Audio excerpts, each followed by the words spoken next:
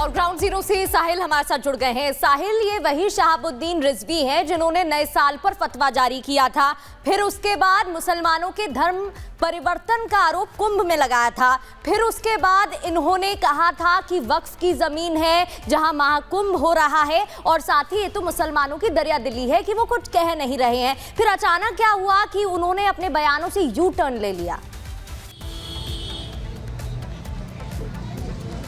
हाँ जी बिल्कुल, पहले इनका बयान कुछ और था और अब जो है मौलाना शहाबुद्दीन ने अपना बयान जो है कुछ और दिया है। तो इसमें साफ तौर पे ये दिखता है कहीं ना कहीं मौलाना भी जो यूपी गवर्नमेंट जो है पूरी तरीके से काम कर रही है वो उस कार्य से काफ़ी ज़्यादा खुश है, और इसीलिए यूपी के सीएम योगी आदित्यनाथ को उन्होंने बधाई भी दी और साथ तौर ये कहा कि तमाम जो कुंभ में साधु संत श्रद्धालु जो है स्नान करने पहुँच रहे उन सब के ऊपर पुष्प से वर्षा भी की जाए। इस पर मेरे साथ बातचीत करने जो स्थानीय लोग हैं वो मौजूद है, पहले एक शख्स से बातचीत करते हैं। मौलाना शहाबुद्दीन ने यह कहा है कि जो तमाम श्रद्धालु कुंभ की तरफ जा रहे हैं उनके ऊपर जो है प्रयागराज के लोग जो है पुष्प वर्षा करें। कैसे देखते हैं? देखिए, जो वो कह रहे हैं वो अपनी दृष्टि से ठीक कह रहे हैं, क्योंकि सामुदायिक सौहार्द के लिए और गंगा जमनी परंपरा के लिए ये सब चीज़ें बहुत ज़रूरी हैं। लेकिन वहीं वो पुष्प वर्षा की बात कर रहे हैं, वहीं हमारे जो पौराणिक कूप हैं उस पर पूजन को रोकने के लिए वो सुप्रीम कोर्ट जा रहे हैं। तो मैं समझता हूं कि जो मुस्लिम पक्ष है उसको एक दोनों तरफ की जो है बातें जो बजानी है बंद करनी पड़ेंगी और गंगा जमनी परंपरा का निर्वहन करना चाहिए।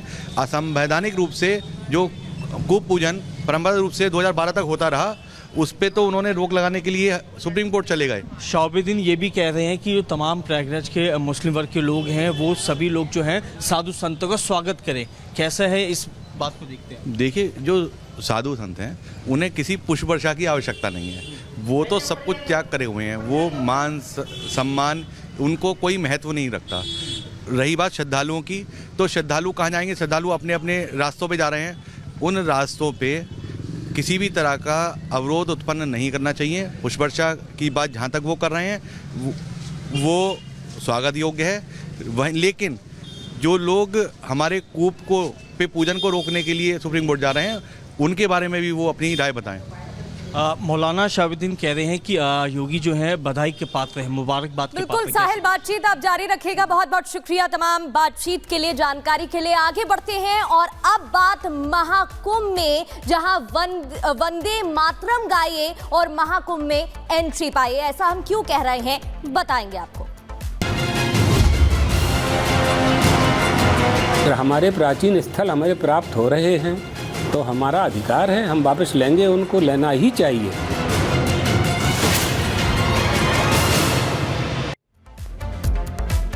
कुंभ में इस बार लग नहीं रहा है कि दूसरे समुदाय के प्रति बिल्कुल भी नरम मूड में साधु संत नजर आ रहे हैं, और उनको इस बार एंट्री मिलेगी कि नहीं, ये भी एक बड़ा सवाल खड़ा होता दिखाई दे रहा है। क्योंकि अब द्वारका शारदा पीठ के शंकराचार्य स्वामी सदानंद ने कह दिया है कि जो लोग वंदे मातरम नहीं गाते और जिन्हें वंदे मातरम गाने से दिक्कत होती है उन्हें एंट्री बिल्कुल नहीं मिलेगी।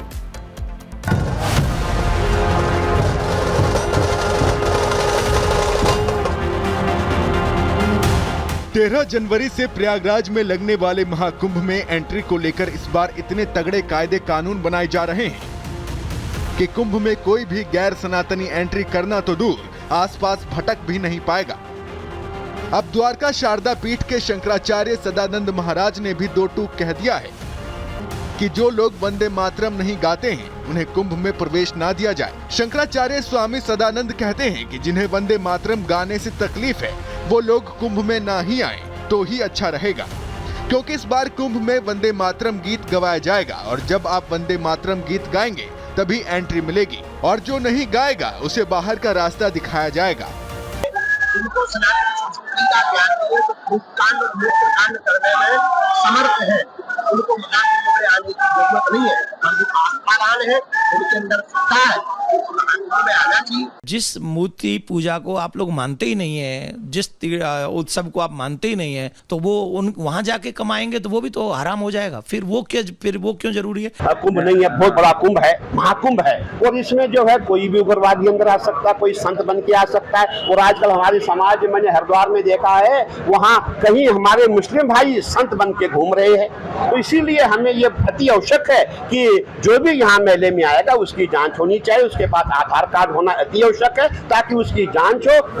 स्वामी सदानंद सरस्वती कहते हैं कि महाकुंभ में हिंदुओं की महाआस्था जुड़ी है। देवी देवता कुंभ में स्नान करने अपना बैकुंठ छोड़कर आते हैं और इसीलिए गैर हिंदुओं का कुंभ में कतई कोई काम नहीं है, इसलिए अच्छा होगा कि वो ना ही आए। वो जब हिंदू धर्म को मानते नहीं हैं, वो भारत माता को वंदे मातरम नहीं बोलते, तो वंदे मातरम बोलने में उनको तकलीफ है, तो वहाँ जाने का काम क्या है आपका? सिर्फ स्वामी सदानंद महाराज ही ऐसे नहीं हैं। पिछले कुछ महीने से अखाड़ा परिषद से लेकर कई साधु संत कुंभ में मुस्लिम और ईसाइयों की एंट्री को पूरी तरह बैन करने की बात कह चुके हैं। बागेश्वर धाम के पीठाधीश्वर पंडित धीरेन्द्र शास्त्री तो लगातार कह रहे हैं कि हमारे अंगने में तुम्हारा कोई काम नहीं है। तो वहीं प्रसिद्ध कथावाचक देवकी नंदन ठाकुर भी गैर हिंदुओं के प्रवेश पर बिल्कुल मुखर हैं और साफ तौर पर कह रहे हैं कि सनातनियों के अलावा किसी को एंट्री नहीं मिलेगी, फिर चाहे वो जो कोई हो। उन्हें न गंगा स्नान करना है, न वहाँ हनुमान जी के दर्शन करना है, न त्रिवेणी के दर्शन करना है, न आचमन करना है, तो फिर क्यों जाना है? किस लिए जाना है? गैर हिंदुओं की नो एंट्री पर तनातनी जारी है तो तैयारी भी पूरी है कि कुंभ में आस्था की डुबकी तो केवल सनातनी ही लगाएंगे। Bureau report, Republic Bharat.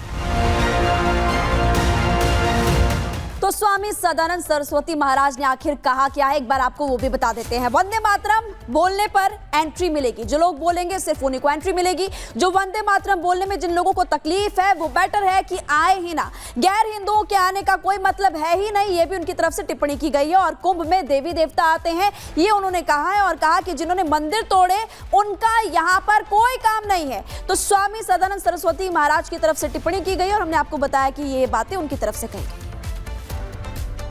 और अब बात संभल की करेंगे, जहां संभल में सनातन की गूंज एक बार फिर से सुनाई देने लगी है। हर स्तर पर संभल की तस्वीर बदलने की प्रशासन कोशिश कर रहा है और इसके लिए कदम भी उठाए जा रहे हैं। संभल के डीएम सदर पहुंचे, जहां कूप और तालाबों का नासक निरीक्षण किया गया, बल्कि जीर्णोद्धार की शुरुआत कर दी गई है। रिपोर्ट देखिए।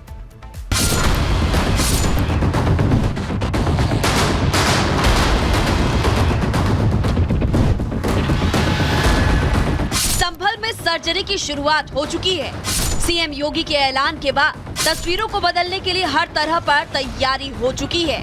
अब बारी मंदिरों से लेकर कूप और तालाबों पर से अवैध कब्जा हटाकर उनकी सूरत बदलने की है। अवैध कब्जे की वजह से अपना अस्तित्व खो चुके तालाब की ये तस्वीर संभल के सदर इलाके की है। जहां शिकायत मिली तो डीएम खुद निरीक्षण के लिए पहुंच गए। अपनी टीम और ग्रामीणों के साथ तालाब के पास पहुंचे तो तस्वीर देखकर शायद वो भी हैरान थे। तालाब के अंदर चारों तरफ मिट्टी और बीच में पानी के नाम पर कीचड़। ये जो तीर्थ है वो मूल रूप से तालाब है, क्योंकि पहले तालाब के ऊपर ही एक तीर्थ स्थल होता था, वहाँ स्नान इत्यादि होती थी, पूजा इत्यादि होती थी। तो उन तालाबों को हम निकलवा रहे हैं। और एक तालाब जो आपके बिल्कुल पास में है, एकांती तीर्थ, इस पर 2 वर्ष पहले एक बार तालाब पर पट्टा हो गया था, तो उसको हटवाया गया और